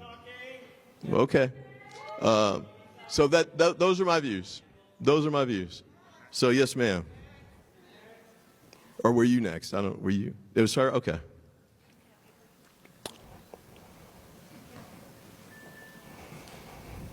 I'm Kathy Bartolomeo, a Greenbelt constituent of yours, and I've emailed you and called you many times during the week. I'm a member of Code Pink, Jewish Voice for Peace, American Friends Service Committee, and Hamas has agreed to a ceasefire along with Israel, but from day one, from the ceasefire, they have still continued the killing. I am so disappointed with the Republican Party and the Democrats. At this time, 535 members of Congress are in House. Every one of them, except for 13 members, accept AIPAC money, and the influence of AIPAC has a huge influence on what's happening in our world. USA is the #1 arms dealer, exporting 7 times more weapons than China, 5 times more than Russia. The Pentagon has failed multiple times of audits, and there's lots of corruption there. So I'm wondering, you've taken nearly $3 million from the last time for your election for AIPAC. Sarah Elfath, Representative Elfath, who just joined Congress, she surpassed you by almost $5 million. Are you going to continue taking AIPAC money? Yes. Yeah. Yeah. Now, just to be clear, well, just to be clear, the $3 million you're talking about, remember I did the independent expenditures conversation? Yeah. That's where that money went. But I'm not turning money away from AIPAC. Generally speaking, I agree with their positions. I do still favor a 2-state solution. I don't know if they still do or not, but I still favor a 2-state solution. There you go. Say that AOC doesn't take any money. A waitress from Brooklyn. But I have a procedural question about the CR, just so I can get a deeper understanding. I know that the vote was on cloture, correct, to allow the CR to go forward. Yes. We've mentioned voting in September, and we've mentioned also, you mentioned that things go to the committee. I'd like to have a deeper understanding about the steps that fill in those. The step, you mentioned committee? Yeah. So I think you mentioned, and maybe I misunderstood what you said, that the CR goes to individual committees, whatever that. Yeah, well, that's the budget resolution. The instructions that go from the budget resolution go to individual committees, and they have to figure out how to meet the instructions they're given. In this instance, it was $881 billion in cuts to the Energy and Commerce Committee. The only place big enough to cover those cuts is Medicaid. So even though the Republicans were saying they weren't going to cut Medicaid and the bill didn't explicitly require that, the math requires it. Math makes it clear that that's what happened. So that's what I meant by that. Is that what you're trying to get at? Well, I guess I'm trying to figure out what happens with the CR between now and September. It's going to be law. Well, it is law because Trump signed it after the Senate passed it. So it's the law of the land for the next 6 months. Now, in the interim, what's supposed to be happening is the appropriations committees in the House and the Senate are supposed to be figuring out what the bills are individually going forward. And then they'll pass them that way. That hasn't happened in years. So what you probably end up with is another either CR or omnibus, some collective bill that puts all the appropriation spending together and then gets it through. But that's going to require the 60 votes. So the reason I brought that up is that is our next chance to have a cloture vote where we can win the vote and make the point that we need and block what Trump and Musk are doing. That's our next best shot. So I guess a follow-up to that would be, what are the Democrats going to do to keep the caucus together so we don't have runaway trains voting for, these horrible things that are going to hurt so many Americans? Well, I think Hakeem Jeffries will continue to hold the House Democratic Caucus together. He's done it over and over and over again on these major bills, so I think that'll happen. It's the Senate that's the open question, and ironically, they're the ones that actually have the leverage. Done. So if we can make sure that we get the right leadership in the Senate to get it done this time and hold them together and vote with the House Democrats, we can actually have an impact. So. Banning the transgender troops from military service. Yeah. Outstanding. Thank you. Yes, ma'am. I thought he wasn't in line. Question? Yep, up top. Okay. Okay. Hi, Congressman. My name is Pamela. I come from Clinton, Maryland, and I'm a retired Postal Service employee, and my husband currently works for the post office. We have a lot of concerns about what is going on in the federal government. We know that it will only eventually dwindle down to us. I really don't have a question for you, but I want to say I understand that you are between a rock and a hard spot. And what I have to say is more for the people here. We are waiting for this leader to come and with shining armor that we can follow and not do our own work. Protesting is great, and I've done that since the 60s, and I continue to do that today. But what we need, people, we need a movement. We need a movement now. So, Congressman, thank you so much for holding this. I really got upset long time ago, but by the time I got over here, I cooled off. The lady that was irate, that sister is scared. She's afraid.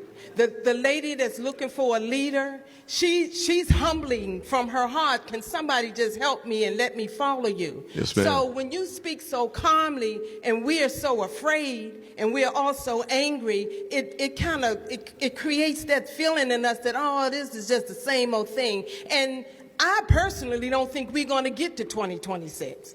So I think what we need, and I'll protest with all of you, Indivisible and everybody else, but people, we need a movement. A movement. I agree. Good evening. Yes, okay. Lisa Leverett Bailey, retired United States Army, 30 years service. All right. Disabled veteran. I left my home 1976 in the WAC Corps. And I stayed till 2006 and retired from Fort Bragg as a Special Operations Sergeant. I volunteered to give my life. I left my kids behind. I had 3 and I had to raise them by myself. I dare Elon Musk to go into my files to see why I'm disabled. First of all, there's a HIPAA law that's supposed to cover me. Right. Second of all, it's none of his business. Yes. Because he's from South Africa, who never did anything. And now I'm going to talk about Trump, who avoided going to the military 5 times, who felt that he was better than anybody else. Right. We soldiers, we military armed forces, you seen us Saturday? You ain't seen nothing yet. If they mess with our paychecks, it's going to be a war. And I mean a war. Okay? I don't agree with nothing that he's doing. There's a way of doing everything. Yeah, there is some contracts out there that shouldn't be there, but you're not the one to go pick and pull them. Right? Because you never did anything in the United States, first of all. I thank you, because I know who you are, VFW 9376. And I just thank you for this opportunity. But look, if you're former military, go in your records, my VA, make your copies of your disabilities, okay? Then go to your Social Security files and make copies of your Social Security files of when you start paying into the Social Security and when it ends. Then go in there and pull when you start receiving your Social Security. Because if that man gets in our files, he's going to wipe it clean. I don't know how he's getting into our files. When there's a HIPAA law, I'm not understanding it. Maybe you can explain to us, Congressman. He's breaking the law. Oh, well, he's going to get broke. Yeah. There we go. There we go. There we go. Okay, yes. Okay, so I have a few questions. My name's Naima. I'm from New Carrollton. I'm a researcher at the Largo Hospital. Okay. Closer to the mic. Oh, sorry. There you go. Yes. Okay. So my first question is about what we can do, what you can do as a congressman currently, procedurally, like, oh, I wrote it down, like using points of order, like using unanimous consent, slowing down, mucking up, keeping it. You know, every day these things don't get passed is another day that my trans son doesn't have to fear for his life. Oh, okay. You know what I'm saying? Yes. Or that another worker or a friend of mine at the State Department doesn't get fired. You know, so I would like to know what type of things you guys can do now, right now. Secondly, I'm an election judge. I work at the college. Every year and every presidential election, we have thousands of students who show up and vote because they're so excited. These are kids who are under 21. None of them know what they're doing. 80% of them vote provisional because they're at the wrong place. They don't have their registration. I was there till 5 a.m. this past November, wow, signing people up. Still, that voting block is who you all need to talk to. Mm-hmm. I know that we're always fighting over the white man over here and, you know, the people who are going to flip from one or whatever. When you have all these Gen Zers who are petrified, angry, and ready to vote but don't know how. So please reach out to them. I agree. I agree. Absolutely. I have one little last piece, which is that, and you mentioned all the great things that Biden did, and I'll just tell you I'm a progressive. So from my point of view, and I think a lot of people's point of view, it doesn't feel like it's enough. So for instance, he passed that law that got 7 pills reduced insulin for everybody, right? Which was great. Which appeals? I'm sorry? You passed the law that did what? He passed the law, he passed the law that allowed reduction of prices for insulin and a number of other a number of other pills, when a lot of us would just rather have universal health care. There's plenty of people who can't afford their blood pressure medicine. Right.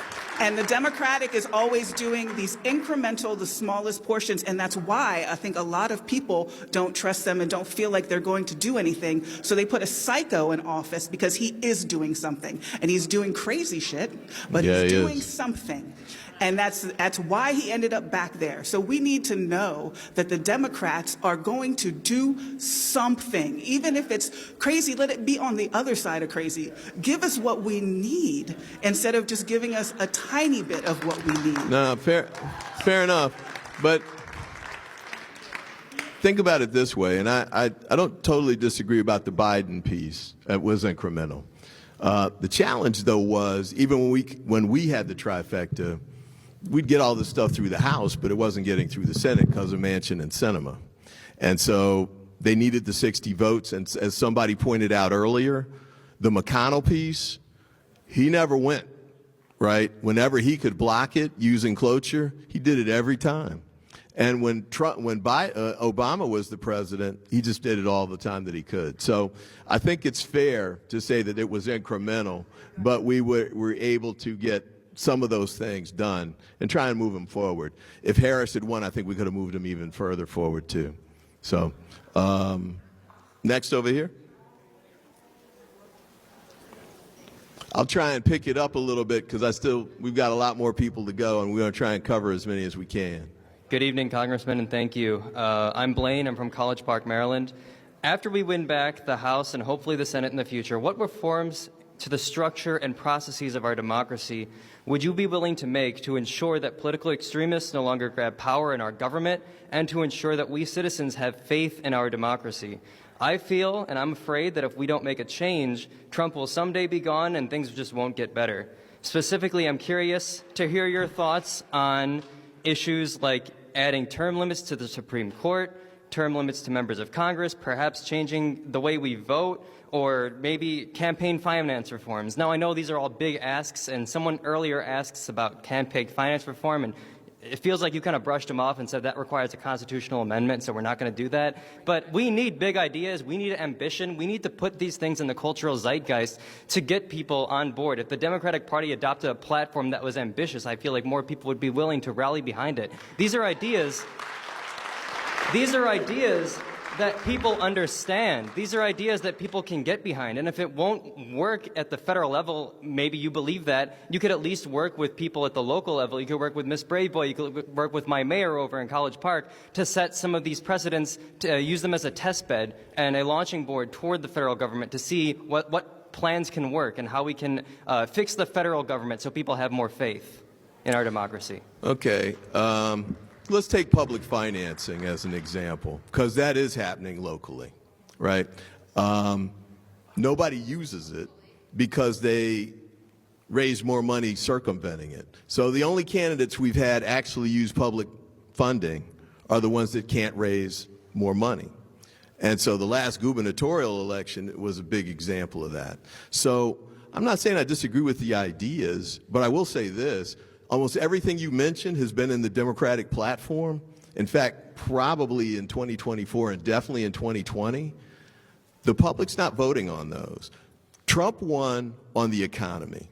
Trump won on a lesser extent on immigration. Trump won on a lesser extent on the smears about transgender people. So the point that you made earlier about making sure we protect democracy, part of it is we've got to win on the misinformation fight. And we're just not doing a good job with it.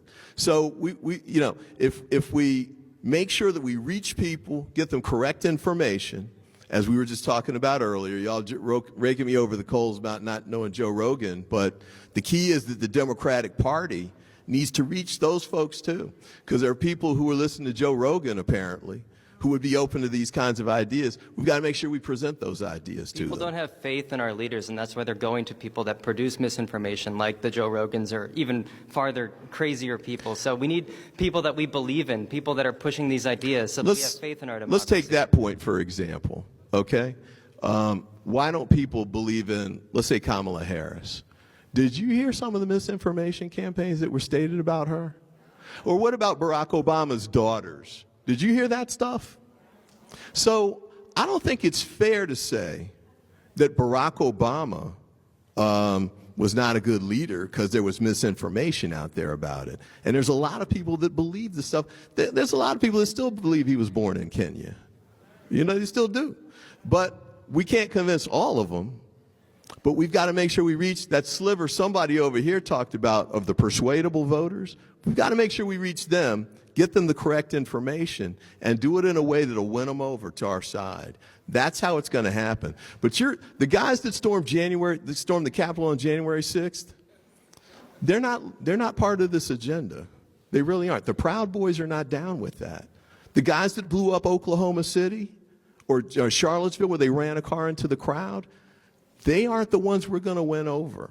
We've got to make sure we understand that that's how they are, that's where they are, and we've got to beat them anyway. Even if we don't win them over, we've got to find the voters that we can persuade by doing it the right way. So when we had this debate last week, the point I made on that front was, and we were talking about protests, we've got to do it the right way, and we have done it the right way.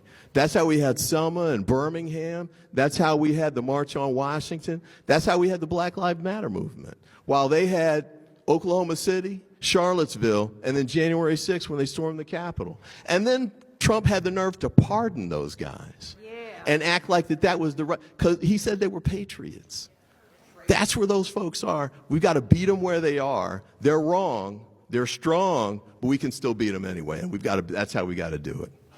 And in Yes. County, we need to get developer money out. Come on, Dan, you know you can wait in line. Come on. Dan, you can wait in line. Come on, come on. Do it the right way. Yes, sir. I should write mine down. Oh, yes.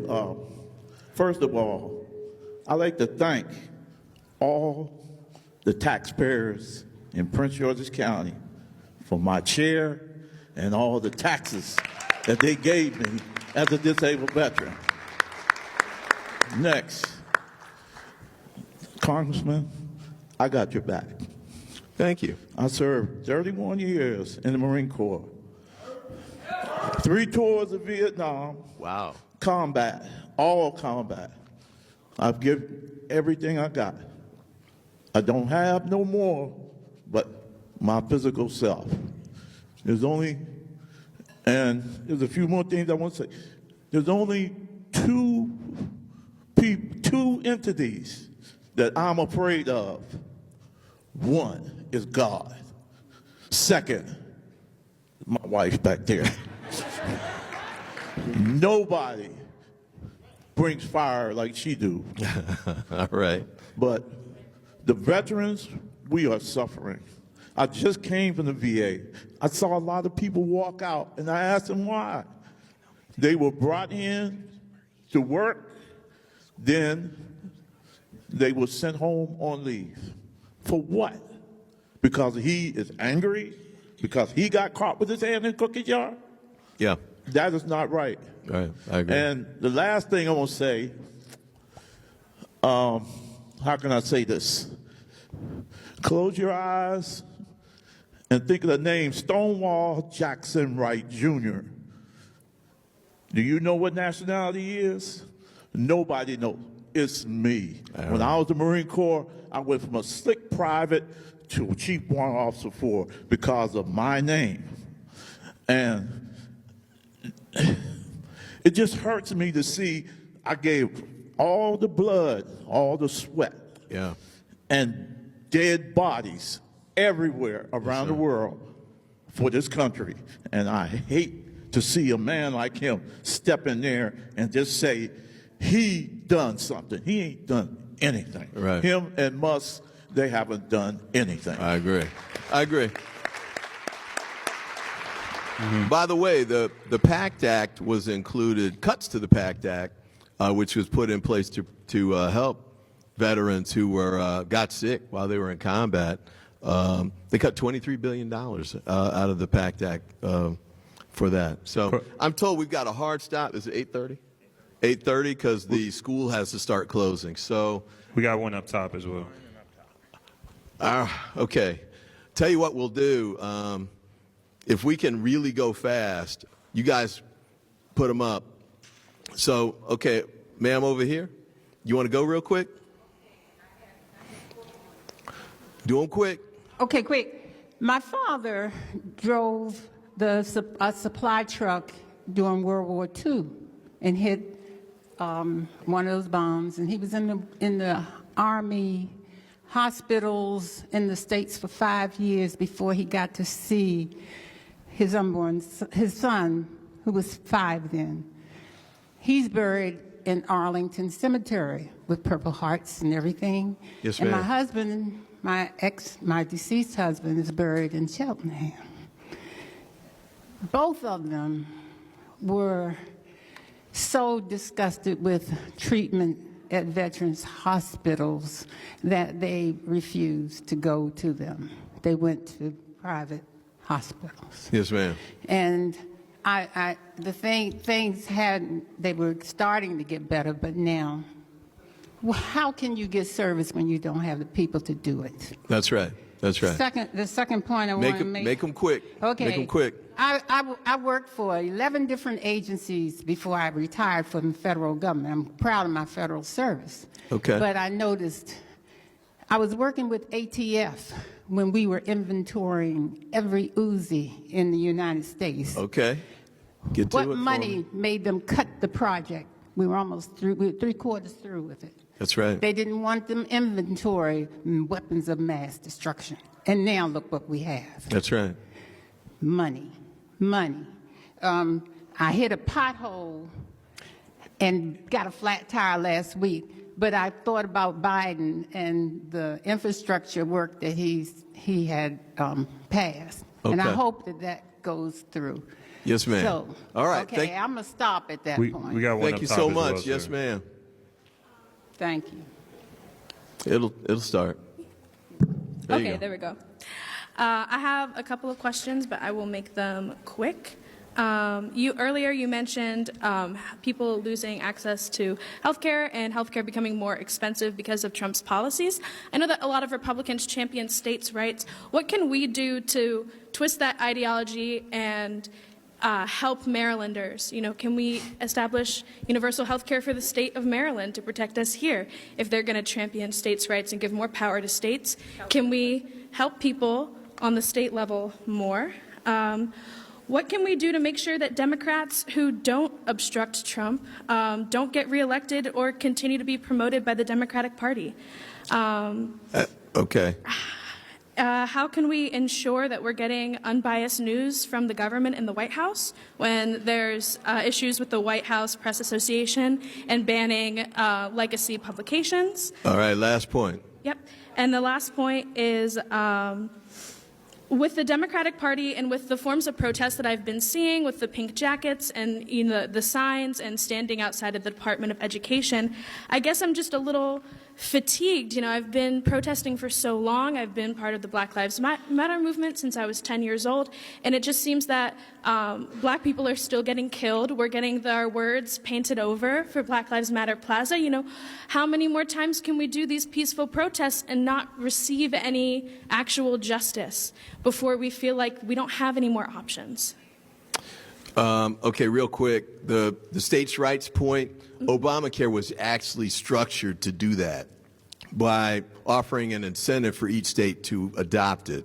So it really did do a states' rights piece. The delay was the southern states didn't want to adopt it, even though 90% of the health care that was added would be funded by the federal government. So that's part of what happened with that. They start calling it something else, like Kentucky, instead of calling it Obamacare, called it Kentucky Care, then they adopted it.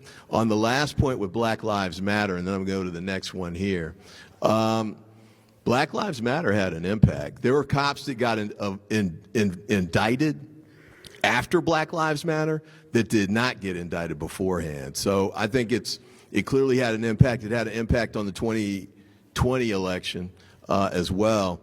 There's always a pendulum swing back, but we've got to make sure we push it back. We got a question up top. We got a question up top. All right, real quick. Good evening, Congressman. My name is Patrick Barnes, and we thank you for being here. I'm a graduate of PG County Schools. I'm a veterinarian and a minister. 2 questions. What is the long-term plan for the Democratic Party for historically black colleges and universities and protection of LGBT students?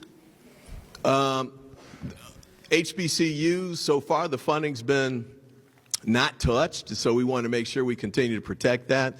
And there's been some jumps in private funding too, especially Mackenzie Scott, the private philanthropist who started giving like $50 million chunks to Howard and others. What was the second question? LGBTQ. Critical issue. I think Trump just signed an executive order trying to attack them somehow. But I think it's important for us to continue to fight and hold the line on that to the extent we can. He's rolling back through executive order things that are done by the military, the VA, and others to try and limit them or take away health care access that they had been given under the Biden administration. I think we have to push to get that back. But the only way it's really going to come all the way back is when we get the White House again. Yes.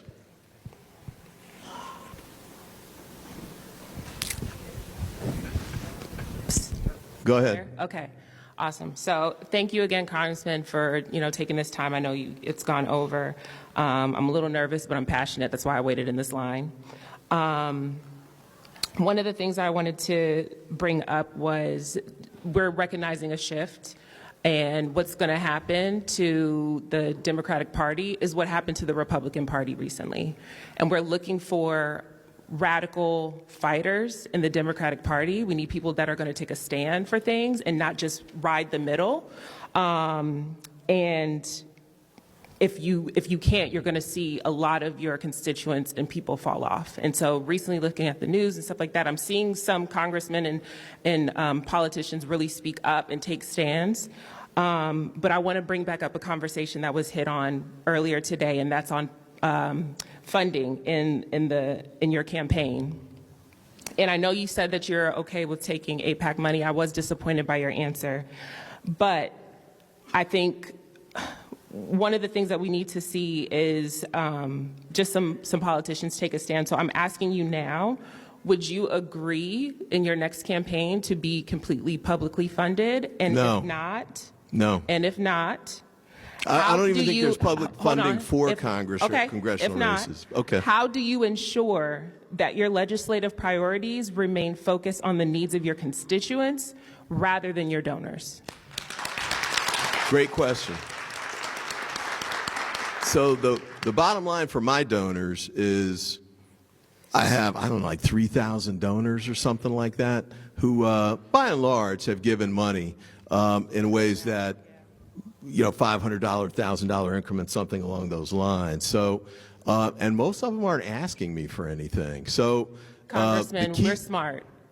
Yeah, I'm smart. We're That's smart. right. And before I was getting any money, if you take a look at my career, I was taking the same stands that I've been taking. I waited 40 years to get to this job. I worked in the public sector. I worked in the Department of Justice. I worked in the United States Senate. I worked in the House for John Conyers.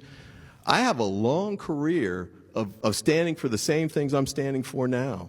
So, and when I was state's attorney here in Prince George's County, it was the same thing. In fact, some of the stands I took were not consistent with raising. When I came out against the death penalty, you think that helped me raise money with, you know, a lot of the moderate donors? No. So you're used to taking bold stands, which is great. And I think we see a lot of talk around the oligarchs and what they're doing. Because we got all these other people who stood in line just like you did too. I know, but this is the same thing, and we see it as the same thing. That lobby money, super PAC money, is the same thing as what Elon Musk is doing. So we see it. No, it's not what Elon Musk is doing. You know, I don't know that there's anybody on the planet who's doing what Elon Musk is doing right now. I just don't think it's not equivalent. It's just not. Yes. Good evening. I am Tori Vest. I'm a constituent from District 4. I'm retired Navy, 7 years, retired due to service-related disability. And this point actually dovetails very well into my question. By continuing to insist that you are correct and that what we are trying to tell you, what we see, what we believe, what we perceive as your constituents is wrong, you are not being open to feedback from your constituents and your voters. What is it I'm not listening to? She just said that she saw these two things as big money, and you said they're not the same. You just completely ignored her. And I'd like to Elon finish my Musk point, please. is, well, okay. You are worth approximately somewhere between $1 to $3 million. Your salary is $174 million. Per capita, thank you. Sorry, that was a big step. Per capita, District 4, the average salary is less than $41,000. That means that in your district, people are surviving on less than $4,000 a month. You operate in different circles than we do. You talk with different people than we do. If you don't, when we say that we are scared of surviving until 2026, that's what we mean. We don't have the salary to save and make it that far. My pension doesn't get me that far. When I lose my health care, I will be blind by 2026. Right. And you will want me to show up and get arrested and be blind. And I will do that. But I want you to be there with me with your $174,000 to say, I was there every step of the way for 700 days for each and every one of my constituents to put every dollar that I could into education, back into the VA, back into retirement and Social Security. When we say that we're scared, it's because we make less than a quarter of what you do per capita. We can't make it to 2026 based on those numbers alone, and we need you to focus on March. We need you to focus on April. You know, I appreciate that, but I mean, That's why I got in politics. I mean, you know, the reason we're pushing, for example, to protect Medicaid is not because I need it. It's because there are poor people, and I gave you the numbers at the beginning of the night, here in Prince George's County who need it. That's why I'm doing it. That's why I'm fighting that fight. And so, you know, I make $174,000. It's less than I made when I was in private practice, but I want to be, it's my turn. I wanted to be a public servant. And so that's why I'm doing the work. That's why I'm working hard to try and make a difference in the community. Now, the amount of money I'm getting, you know, is, I've been involved in public service since 1987, you know? So I appreciate your concerns, but I'm not fighting against that. I'm fighting for it. I really am. And the people that we work with to try and help here in Prince George's, I think most of them get it. When we do that, when I go visit, like for example at the churches I went to, you know, over last weekend in particular, but that's what we're doing. When my wife helps the shelter down in District Heights, that's what it is. We're going there tomorrow, I guess. That's for Medicaid funding. So this is what we're doing. So that's the reason I'm in congressional salaries. What is that? Will you vote against raising congressional salaries? No, but I mean, it never comes up. But no. Because, you know, how does that change? Okay, here's what you're saying. The people, like take the Senate, for example. Most of the people are multimillionaires in the Senate, that they don't care about the salary. And so one of the things we're trying to do, and you know, I don't think there's been a raise in Congress for 20-something years, and it's below, say, like federal judges, for example, by $50,000. So if there are people out there who are middle income, who want to run for Congress, like AOC, and get elected, that's great. I don't think they should be trying to lower the salaries, because it'll actually discourage the number of people, middle income people, who will be able to run. I mean, the reason I was able to do it and get away with it in this point of my life is because all of my kids are grown and have gone through college. So, but anyway, I think next question here real quick. These have to be the last question. Okay.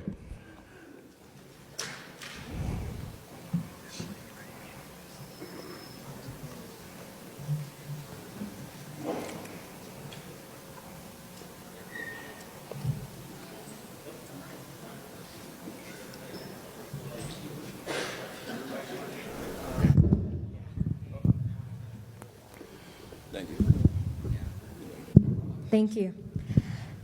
So I have one main 3 points very quickly. What wasn't in the Democratic platform was calling for an immediate ceasefire. Also, you mentioned that people in the Senate don't care about salary, but they care to be career politicians. Would you be willing to give your support to an independent or Green Party representative for the next election, since you don't have the ideas and the Democratic Party is already fractured beyond measure? Would I be willing to do what? Would you be willing to give your support to the next Green Party representative or independent? No. Okay. Then No. I will not be voting for you next. Thank you. Okay. I appreciate that. Yes. Oh, that's right. You got to need the mic there. Just real quick on that last question. If we elect, in order to get the House back and have the majority, we need to have the Democrats in. We got the exception, Bernie Sanders, but, you know, trying to push the Green Party, as we've seen with, is Jill Stein Green Party? Okay. Is she under 1% every time we wrote? Okay. So, I respect the Green Party and what they're doing, but we need to win. You know, these vanity campaigns and things like that, people are starving right now. We've got to make sure we get the work done. And the only way we can fix these issues we've been talking about for the last 2 hours is to win these elections. That's the bottom line. Yes, ma'am. You hear me? There you go. Okay, I am... Stay close to it. Okay. I am a Muslim. And for the first time in my life, I am standing here in fear. because I don't think my First Amendment right is protected. Okay? Are you going to protect me? Are you going to protect all those? It's not just about me. Maybe some of us are indispensable, like it seems. Like it seems like genocide is okay for whatever reasons. At least think about others, because they will come for us. We are dispensable. We don't matter.